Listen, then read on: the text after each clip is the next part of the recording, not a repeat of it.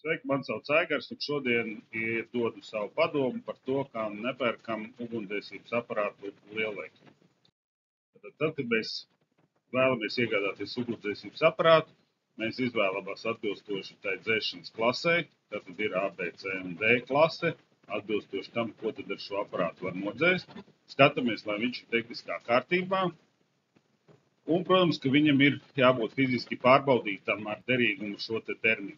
Lūk, paskatāmies, kā tas izskatās klātienē. Tad mums ir ugunsdzēsības aparāts, atzīmēta vieta, kur viņš atrodas, un ir divas uzlīmes. Šeit mēs skatāmies vienu uzlīmi, un šajā uzlīmē, ko mēs redzam, tad ugunsdzēsības aparāts ir bijis pārbaudīts 20. gada mājā, un ir jāpārbauda 21. gada mājā. Tad faktiski pēc gada.